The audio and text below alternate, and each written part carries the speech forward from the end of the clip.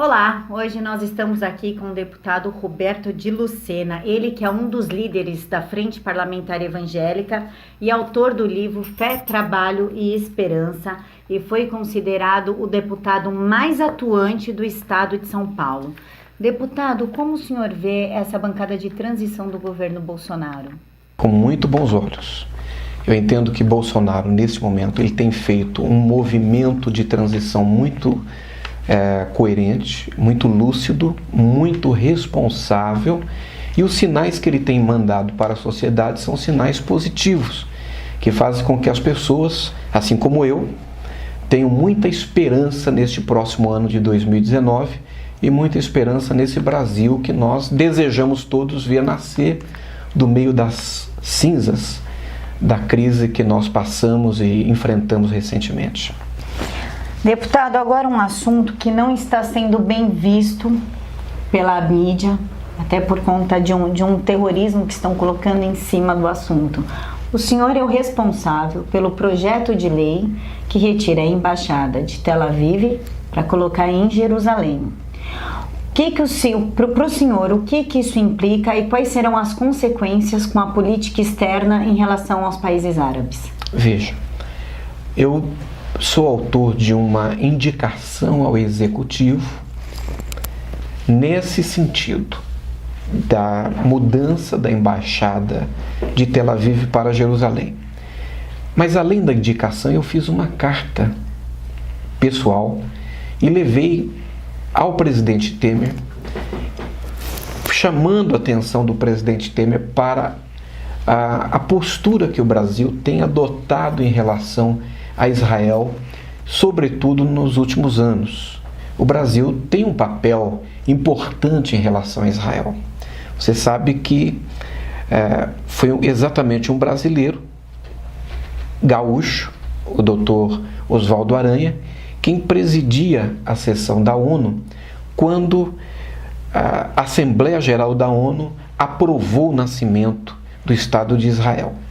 Agora, Israel é a segunda pátria de todo cristão. Hoje, 90% da população brasileira é formada de cristãos. Cristãos católicos, cristãos evangélicos, que têm uma relação com Israel, uma relação afetiva, uma relação espiritual. Hoje, 60 milhões de brasileiros disseram para o IBGE que são evangélicos, por exemplo.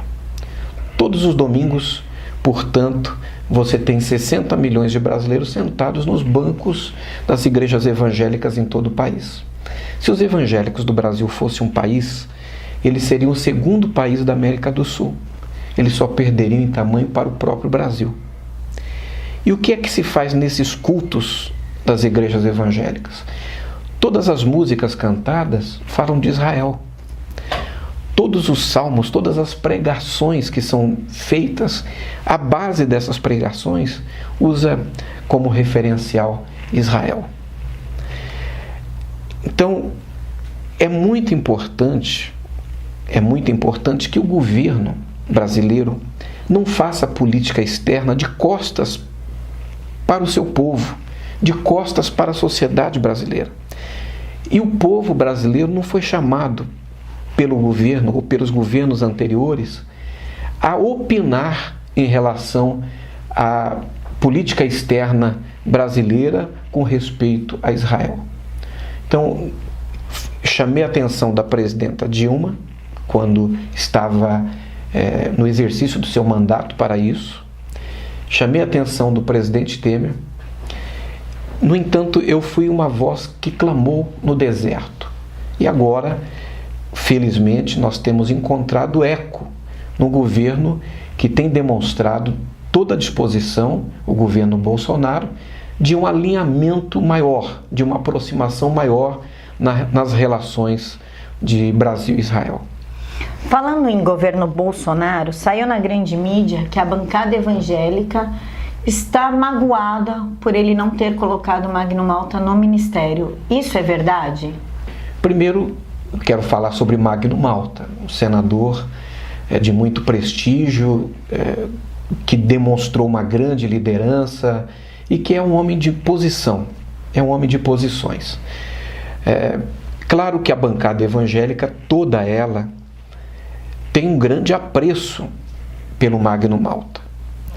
No entanto, eu entendo que não cabe à bancada evangélica indicar ministros ou indicar cargos no governo. E por quê? Porque a partir do momento que a bancada evangélica indique integrantes para o governo, ela se faz governo. E a bancada evangélica tem duas posições. Uma é a política e a outra é profética.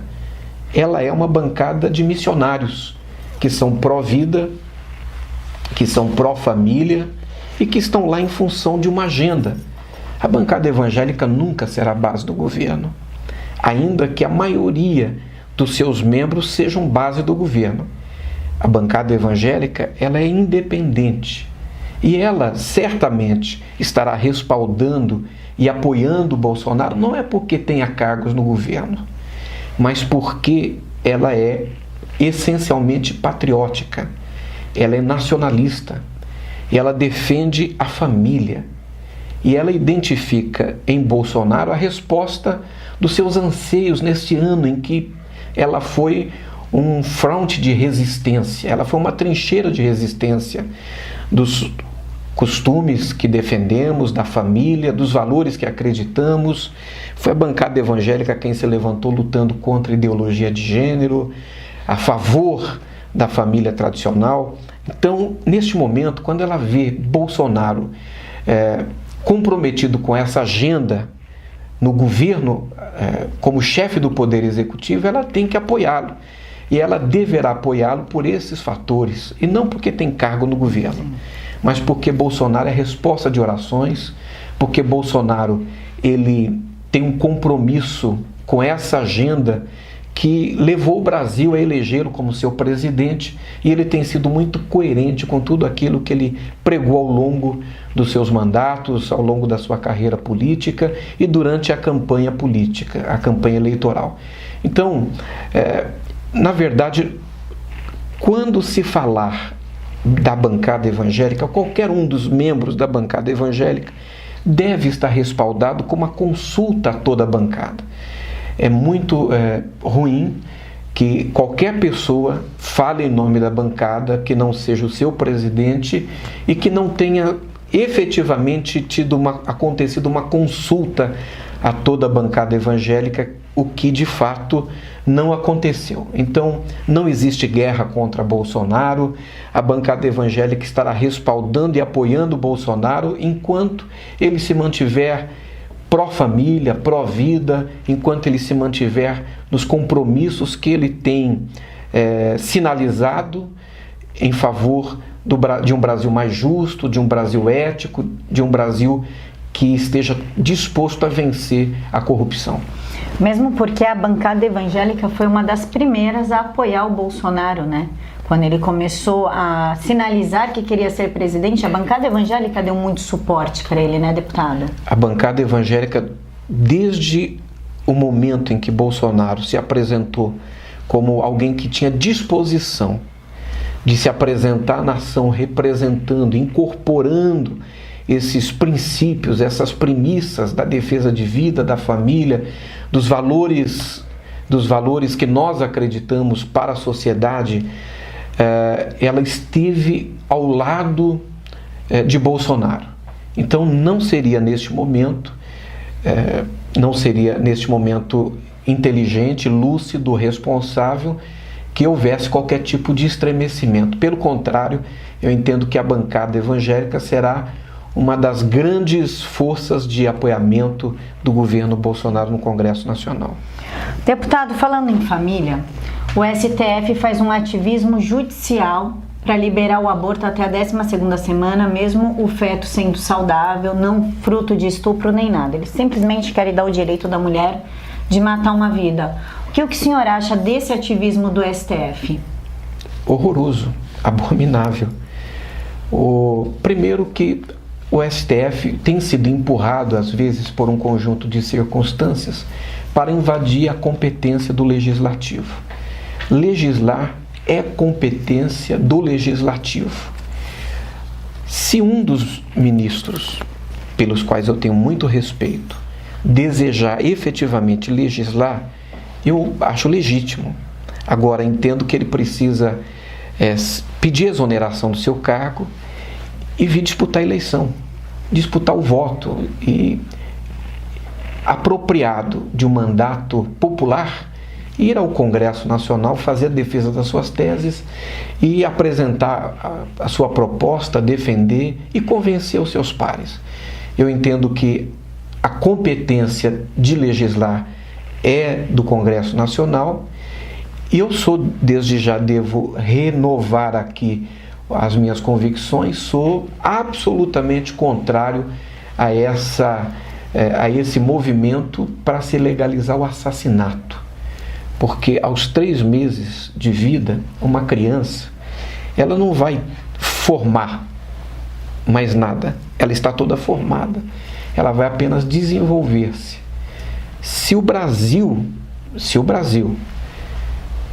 cometesse essa barbaridade, e se o STF, que eu tenho certeza, não haverá de colocar as suas impressões digitais nessa decisão horrorosa, nós estaríamos legalizando o homicídio. Seria o direito de matar um ser humano até 12 semanas, totalmente formado, que está apenas no processo de maturação e desenvolvimento. Deputado, ainda em pautas polêmicas de Jair Bolsonaro, o que o senhor acha da reforma trabalhista e da previdenciária? Reforma previdenciária e reforma trabalhista. Reforma trabalhista, no meu entendimento, passou do ponto. Eu defendo a reforma trabalhista, mas não defendo os excessos da reforma trabalhista. Eu entendo que caberá ao governo Bolsonaro ser o avalista de um diálogo feito com o Congresso Nacional para corrigir as distorções, as eventuais distorções da reforma trabalhista. A reforma previdenciária precisa ser feita. Não tem como o Brasil fugir dessa necessidade. E não pelos argumentos usados pelo governo Temer. Porque o governo Temer propôs a reforma com o olhar no retrovisor. O motivo da reforma era um possível rombo na Previdência, um rombo que é questionável, que divide os técnicos. Uma parte acha que tem, uma parte afirma que ele não existe. A questão é que antes de nós fazermos a reforma previdenciária, nós temos uma lição de casa para fazer. Então nós precisamos primeiro cobrar os grandes devedores do INSS. É quase R$500 bilhão de dívidas dos grandes devedores. E aí estão bancos privados, estão bancos públicos, estão municípios, grandes corporações financeiras, econômicas, que precisam ser executadas, elas precisam acertar essa dívida. Se a União não tem, se o Estado não tem capacidade de cobrar, venda essa dívida. Venda a dívida, terceirize isso, deixa a iniciativa privada cobrar. Agora, nós precisamos primeiro cobrar essa dívida. Segundo, nós temos uma carteira de imóveis do INSS que é uma coisa absolutamente sem sentido. Não sei por que o INSS tem que ter fazenda. Por que ele tem que ter prédios ociosos que estão apenas dando despesas à União? Esses imóveis precisam ser vendidos, leiloados, e o recurso precisa capitalizar a Previdência. Terceiro, nós precisamos rever a pauta de desonerações, que foi absolutamente inconsequente. Ela foi feita sem contrapartida social. Então, quando a crise chegou, os setores mais beneficiados foram os primeiros a demitir.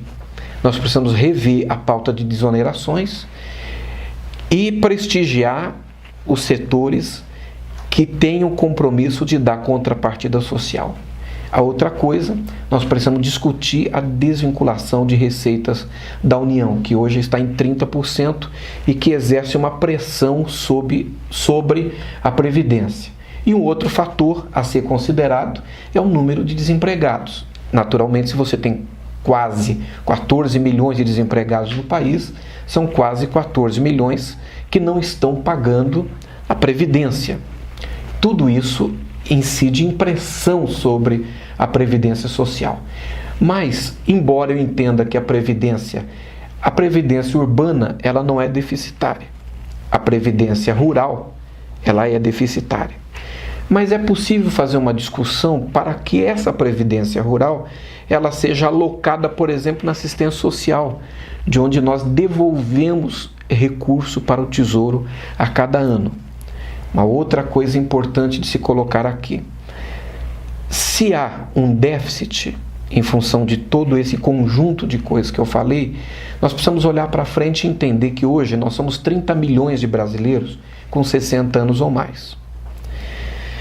Daqui a 7 anos nós seremos 38 milhões de brasileiros.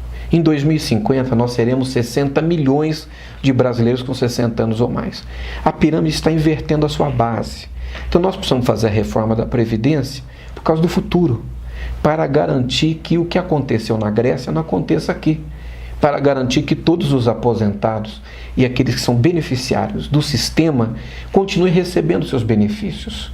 E eu defendo uma reforma que seja equânime, que seja justa, que corte privilégios, que enfrente privilégios. Essa reforma, eu tenho certeza, vai encontrar apoio popular, encontrará apoio no Congresso, especialmente se ela estabelecer uma regra de transição justa, equilibrada, que não seja muito íngreme, e ela haverá de garantir que o Brasil tenha saúde nas suas contas e possa, pelos próximos anos, evitar essa crise que se anuncia. Deputado, ainda falando em Congresso, o presidente Michel Temer, ele quer dar indulto para crimes de colarinho branco, né? Os que estão presos, e isso vai inclusive desestabilizar a Lava Jato. O que o senhor pensa sobre esse indulto? Eu sou contra. Não, eu sou contra. Primeiro, que o presidente Temer saindo, porque o governo já acabou. Né? O governo acabou. Já terminou. Ele saindo, nesse momento, até por respeito ao governo que está entrando, por respeito ao fato de que nós estamos num período de transição e por respeito à sociedade brasileira que não quer, ele deveria não fazer esse gesto. Ele deveria deixar que o próximo governo decida se no próximo ano existirá indulto. Segundo manifestações do próprio presidente eleito, Jair Bolsonaro, eu entendi que se tiver um indulto esse ano, será o último ano. Não se repetirá no seu governo, o que eu aplaudo, o que eu apoio. Agora entendo que o presidente Temer está equivocado. E o aumento do STF? O que o senhor pensa sobre isso? Eu sou contra, nesse momento, o aumento do STF. Eu acho justo, é uma demanda reprimida, né? Mas entendo que no momento de crise, em que nós temos que chamar a sociedade para que a sociedade pague a conta, nós tínhamos que ter muita lucidez em relação a esse assunto e congelar os aumentos, sobretudo os aumentos do judiciário, os aumentos do legislativo, os aumentos do executivo. Eu tenho uma PEC que congela o salário de todos os políticos do Brasil por 5 anos. Vereadores, secretários municipais, prefeitos, deputados estaduais, secretários de Estado, governadores, senadores, deputados federais, presidente da República, ministros, enfim, todas as esferas. Por que ele congela? Muitas pessoas me questionaram, nós não queremos que congele, queremos que corte. Mas nós temos que dar um passo de cada vez. Se a gente conseguir congelar por 5 anos, que nem precisaria de um projeto de lei, nem de uma PEC para isso, bastaria o bom senso das nossas autoridades, bastaria o bom senso do judiciário, do legislativo, do executivo, entendendo que se nós vamos chamar o povo para pagar o preço, nós temos que ser os primeiros a cortar na carne e a fazer o gesto. Nós temos que ser o exemplo. Infelizmente, eu entendo a demanda do judiciário, mas entendo que o momento foi inadequado, foi inapropriado. Deputado, falando de um dos seus projetos, tem dois que eu coloquei em destaque que eu achei super interessante. Um é o dos camelôs, que o cara que comprovar que está 6 meses sem emprego, ele vai poder vender as coisas dele sem ser confiscado, porque é uma maldade que fazem com o trabalhador. Ele não está roubando, ele não está praticando nada ilegal e vem a prefeitura, vem a polícia e toma aquilo dele. Mas como lidar com a pirataria? Como segurar a pirataria neste caso? Então, o que me inspirou a fazer esse projeto de lei, apresentar essa proposta? Eu estava assistindo um jornal, um telejornal, e eu vi quando um senhor, um agricultor familiar, uma pessoa muito simples, ele vinha com um carrinho de mão, trazendo mandioca, que ele havia plantado no quintal de casa, para vender na vizinhança, vender nas casas e certamente levar o pão de cada dia para sua família. Naquele exato momento chega uma viatura da prefeitura daquele município, interpelam aquele cidadão, arrancam à força da sua mão aquele carrinho de mão. Ele puxava aquele carrinho. Quando ele puxava, eu tenho certeza que ele pensava no leite dos seus filhos, na comida que ele tinha que levar para casa, naquela conta de luz que ele tinha que pagar. Ele pensava nas encomendas que ele tinha feito. Mas aqueles fiscais que colocaram uma farda, que estavam numa viatura e que aquilo mexeu com a cabeça deles, naquele momento, eles não olhavam para ele como cidadão, ele era um criminoso. Então eles tiraram aquele carrinho, jogaram toda a mercadoria na rua e aquele senhor estava chorando quando aquele carro era uma caminhonete, passava de marcha ré e voltava em cima daquele produto que ele tinha cultivado. Para que aquilo? Foi para isso que eu estabeleci, que eu apresentei essa proposta, para que essa pessoa, ele está desempregado, então, por natureza, porque é uma pessoa honrada, ou ele vai fazer bico, ou ele vai para o comércio, vai vender alguma coisa. Esse senhor, ele não comprou nada, não tinha pirataria envolvida. Ele plantou essas mandiocas, ele colheu, ele cultivou, ele colheu, e quando ele foi vendê-las para sustentar sua família, ele teve essa infelicidade de se encontrar com esses senhores que não se colocaram no seu lugar. Certamente não vão levar ou não levaram uma cesta básica para sua família. Certamente não. Agora, uma coisa de cada vez. Nós precisamos discutir isso. Discutir que se dê, que as autoridades competentes, com critério, possam dar essa licença para essa pessoa poder, por um período, poder fazer a sua venda, o seu comércio, ao mesmo tempo que nós precisamos continuar e até intensificar o enfrentamento à pirataria e ao contrabando. Um outro projeto do senhor que eu achei muito legal é o projeto que prevê que o SUS indenize a pessoa que não... Eu estava lendo o projeto, tem uma lista: cirurgia 50 dias, para crianças e idosos o tempo reduz a 1/3. Mas de onde... Para idosos. Crianças, idosos e gestantes, exatamente, né? exatamente.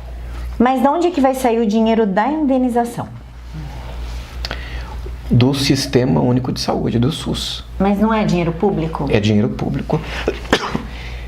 Mas se o Estado não cumpre a sua responsabilidade, a sua obrigação constitucional de assegurar saúde pública de qualidade para aquela pessoa, o Estado precisa indenizar aquela pessoa.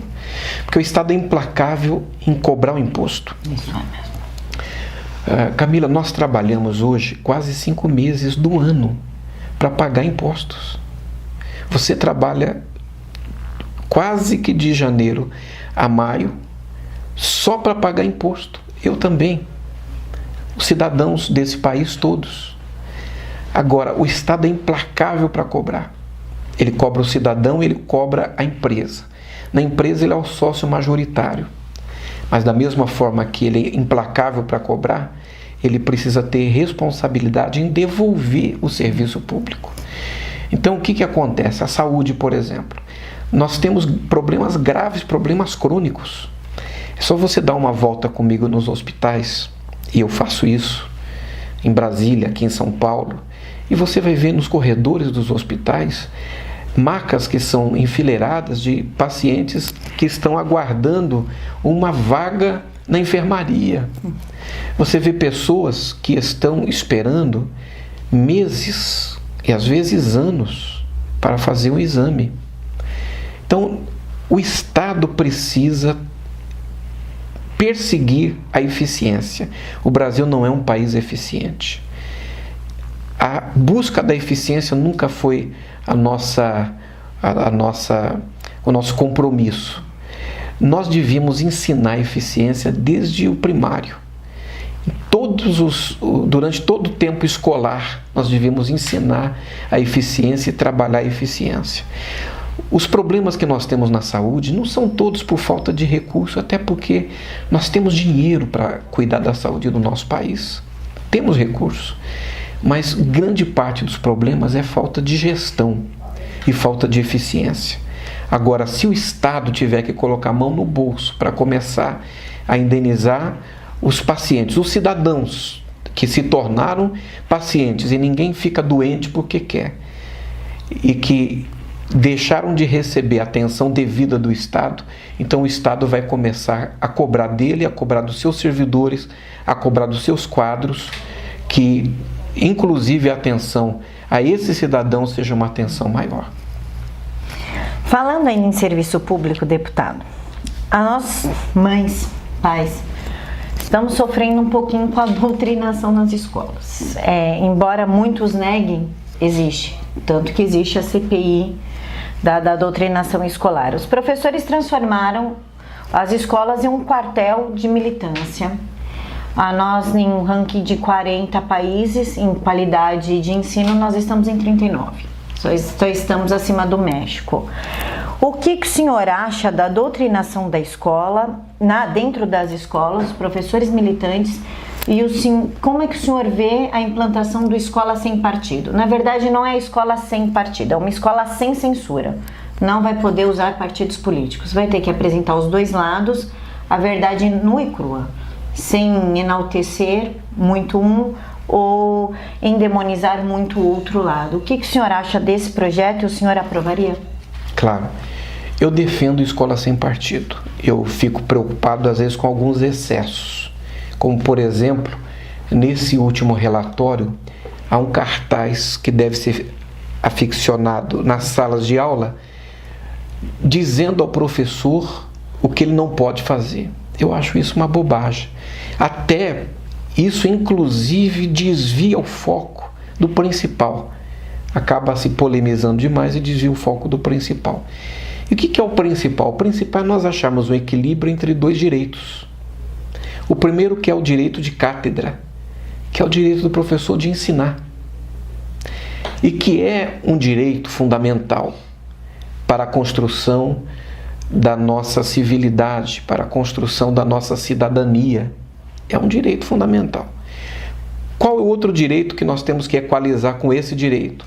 O direito de aprender o que eu quero aprender, o que eu quero que a minha família, os meus filhos aprendam, os meus netos aprendam. Então, o que nós temos que buscar? Isso não é repressão, isso é equalização. É equalizar dois direitos, o direito de cátedra, de ensinar, mas o direito da sociedade, do cidadão, da família, de decidir o que quer que os seus filhos e os seus netos aprendam. Então, eu voto a favor, eu defendo e apoio a escola sem partido.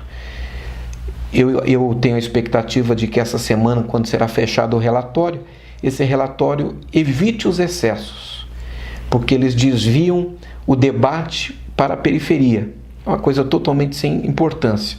E que a gente consiga, com efeito, equalizar esses dois direitos, que são direitos fundamentais. Nas escolas, eles enaltecem muito a sexualidade. Já conversei com alguns professores, porque para prevenir que as adolescentes engravidem, nós sabemos que isso não é verdade. As meninas cada vez fazem sexo mais cedo e elas engravidam mais cedo. E isso gera um custo para o Estado e um custo para a vida, porque quem é pai, quem é mãe sabe que filho não é um bonequinho que a gente tem e bota numa caixinha. Existe algum projeto de lei que encaminhe esses adolescentes, com certeza com a aula de sexualidade dentro das escolas, mas para uma sexualidade real, DST, gravidez precoce, o que isso acarreta, ao invés dessa estimulação, dessa sexualização das crianças, inclusive com ideologia de gênero, você pode ser homem, pode ser mulher. Existe algum projeto que barre isso e que resgate o que é realmente uma aula de sexualidade, que é o uso da camisinha, da gravidez e tudo mais? É que eu entendo que isso não deve ser discutido por projeto de lei. Esse não é o instrumento, na minha opinião, mais adequado. O instrumento mais adequado é na discussão, na construção da grade curricular, na construção do conteúdo. E aí é muito importante que a sociedade, de forma geral, que é contrária a isso, se manifeste, porque ela deveria estar representada nos conselhos municipais, estaduais e nacional de educação. Mas, na verdade, nem sempre isso acontece. Muitas vezes esses conselhos têm sido aparelhados de maneira ideológica para uma defesa muito diferente daquilo que, na verdade, representa o pensamento popular e o pensamento da sociedade. Eu entendo, essa é a minha opinião, que o projeto de lei não é o instrumento mais adequado, mas que essa discussão deve ser feita nesse ambiente que se discute a grade curricular, que se discute a base curricular nacional e que se discute o conteúdo programático. Deputado, para a gente finalizar, quais são as suas expectativas em relação ao governo Bolsonaro? Como que o senhor imagina que serão esses 4 anos? Olha, eu tenho uma expectativa muito positiva. Eu tenho, Camila, 2 netinhas. A minha netinha primogênita tem 11 anos de idade. Ela se chama Melissa. A minha netinha mais nova tem 2 anos de idade e se chama Lorena. Ela é a figurinha. E a minha filha, mãe da senhorita Lívia, mãe da senhorita Lorena, está gravidinha, está de 6 meses e daqui a 3 meses, portanto, terá um nenê. Será um menino, será o Lourenço. Eu acredito de verdade que daqui a 20 anos, quando essa minha galerinha estiver vivendo nesse país como adultos, eles vão viver num Brasil melhor do que o nosso, mais organizado, mais eficiente, com menos corrupção. Agora, como é que isso vai acontecer? Eu acredito que essa ruptura que nós estamos vivendo no Brasil entre 2 modelos foi fundamental e é fundamental para isso. Por isso a minha expectativa tão otimista e tão positiva em relação ao governo Bolsonaro. Porque Bolsonaro, primeiro, quando ele traz para si, para compor um governo com ele, uma figura como o Moro, ele está mandando um recado, uma mensagem. Primeiro para ele mesmo e todo o seu time, toda a sua equipe, e depois para a sociedade brasileira. Qual é a mensagem que ele está mandando? Nós teremos tolerância zero com a corrupção. Isso é fundamental. Porque nós temos que enfrentar a corrupção e enfrentar a cultura de corrupção. E a cultura de corrupção a gente enfrenta fazendo com que exista na sociedade a percepção de que existe punidade, de que o pau que bate em Chico, bate em Francisco. Segundo, os compromissos que Bolsonaro tem assumido com o desenvolvimento, com a tecnologia, com a ciência, no momento que ele traz para si, na sua equipe, como ministro, o astronauta Marcos Pontes. Quem é ele?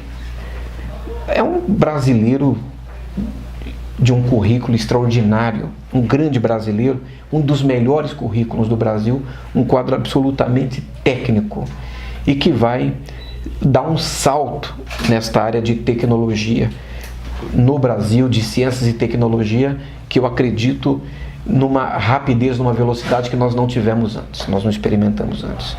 Os compromissos de Bolsonaro que têm sido claramente delineados nos passos que ele tem adotado, na escolha do seu ministério, na relação com o Congresso Nacional, no discurso pós-eleitoral, no discurso pós-eleição.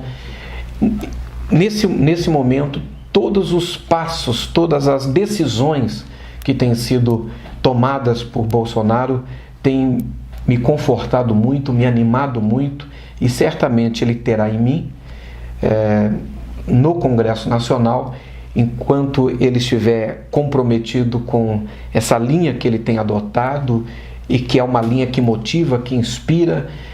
E hoje, para você ver, é um político que pode ir a um estádio de futebol, certo? É um político que pode ir a um estádio de futebol. Pode até usar o avião, que não é que xingado. pode usar o avião. Então eu estou otimista, acho que os primeiros movimentos foram sensacionais, muito coerentes, acertadíssimos, e nós estaremos lá no Congresso Nacional, apesar de eu não ser do PSL, sou Podemos, mas acredito que todos os deputados que são cidadãos de bem, comprometidos com esse Brasil, comprometidos com o país, comprometidos com o futuro dos nossos filhos e netos, comprometidos com a família, certamente vão respaldá-lo, vão apoiá-lo, vão dar um voto de confiança e vão estar ao seu lado. Deputado, o senhor gostaria de deixar algum recado aqui para os seus eleitores, para os seus futuros eleitores? Bom, nós estamos vendo de uma campanha que foi uma campanha eleitoral muito diferente, muito diferenciada. Esse Congresso Nacional, ele foi muito renovado. A renovação é muito positiva, é um movimento que produz uma energia muito positiva. Tudo isso é um conjunto de variáveis que vai, sem dúvida nenhuma, ajudar muito o Brasil. Eu fui reeleito e estou indo para o 3º mandato pela vontade de Deus e a vontade do povo de São Paulo. Por isso eu quero agradecer a confiança daqueles que depositaram em mim o seu voto, mas quero dizer a todo o povo de São Paulo que nós estaremos no Congresso Nacional na próxima legislatura lutando pela família, pelo Brasil e também pelos interesses do Estado de São Paulo. Podem continuar contando comigo, que Deus nos abençoe. Eu quero lhe agradecer essa oportunidade de conversar com você aqui. Nós que agradecemos, deputado, por ter disponibilizado esse tempo todo pra gente e por ter sido também o deputado federal mais atuante do Estado de São Paulo, fazendo projetos maravilhosos. Quem quiser conhecer é só entrar na página do Facebook do deputado, lá tem todos, tem projetos muito legais. Muito obrigada, deputado. Obrigado, Camila.